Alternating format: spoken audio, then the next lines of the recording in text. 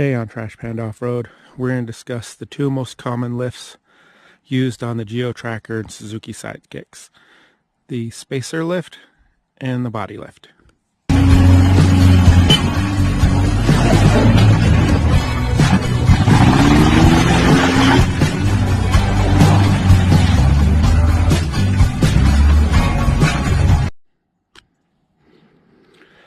On two of my Geo Trackers, the Overland Commuter and also the Trash Panda off-road rig, I run 2-inch spacer lift and a 2-inch body lift.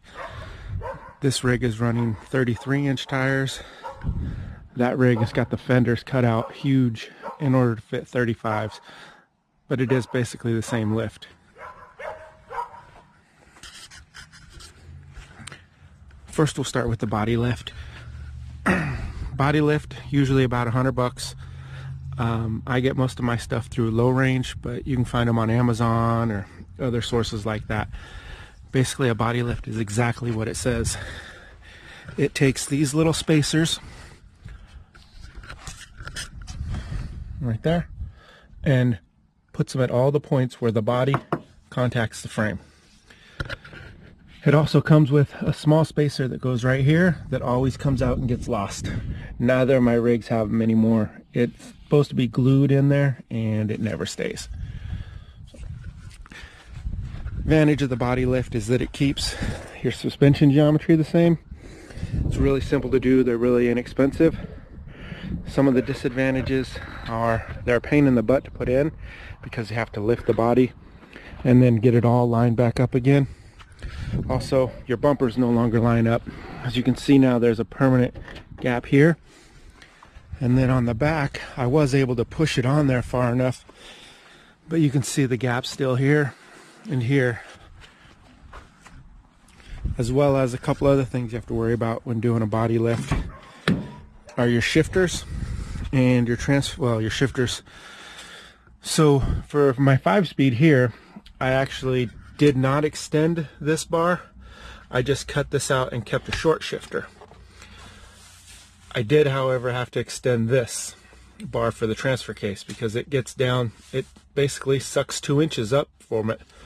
So it will not go all the way up into 4 low, and it actually wouldn't even stay into 2 high because that lift pulled everything away from the transfer case and transmission. The other thing, there's one more thing, is that when you add a 2-inch body lift, you also have to worry about, I don't think that worked. There we go. You also have to worry about your steering because that spacer also spaces out your steering shaft. There's the 2-liter. That thing is so good. I'm so glad I did that. But anyways, you can see in here, maybe you can see, hold on, let me put the post in. There, now I won't get hit in the head. You can see down in there that it just barely is still hooked into the little gap. And the same thing here on the front. I don't know if you can get in there and see that or not. But basically, your steering shaft needs to be loosened so that it can slide out and then cranked back down again. You can see the gap here from when the body was lifted. Also, you can see the top spacer right there. We'll discuss the other type of lift is a spacer lift, and basically you add a spacer to the top of your strut and the top of your coils, and you can't really see it very well here on the front. It's right there on the top of that coil. So we'll go around to the rear here a little bit and show you, because you can get in there a little better. Oh, maybe not. Right there. Right there. There we go. On top of that spring there is a spacer.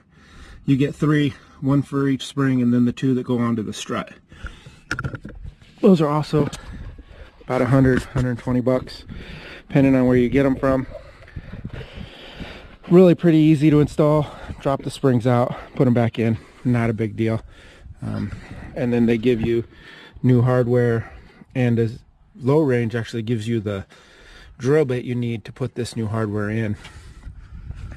The disadvantages, however, to this are a lot more numerous. First off, once you put the springs in to the front, your wheels come out of camber. They start to sit out. I can't remember which way. Anyways, they toe out, I believe, because it pushes the A-arm down, and so now your wheels are no longer fully in alignment.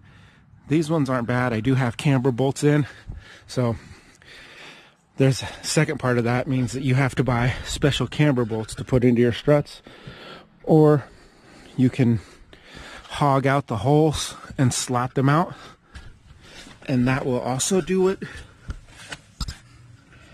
right there. If you slot those holes out, then you won't need the camber bolts, but it's easier just to put camber bolts in. So that's another $30. So now you're at 140, 160. In the rear, the issue is that when you space out this spring, now your shocks are too short to get full flex. You can still run it like this. These are still the factory shocks I'm running on this. GoPro went derpy on me, so not sure how that edit's gonna come out. But we'll come over here to the off-road rig, and you got the fenders out of the way, so we'll give you a better shot of what we're talking about. Here's the body lift.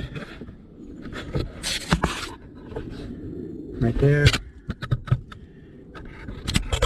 Right there.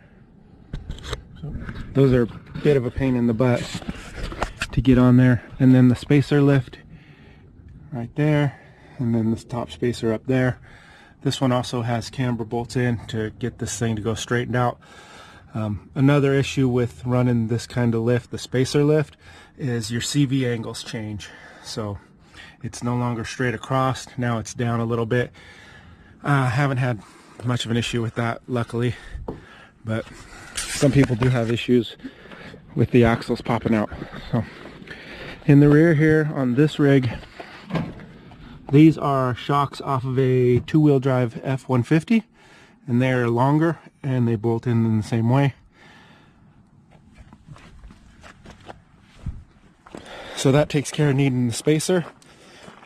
And then the other thing I'm going to try to show you that you don't need if you're going to run a street rig, but if you want to continue to have that extra droop, there's a spacer in there on top of the rear diff that goes to the upper control arm, and that's basically just a 2-inch block of aluminum.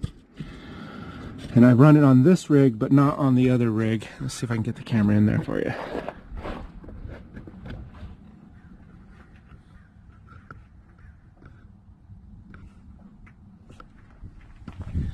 Looks like the exhaust's in the way on this side.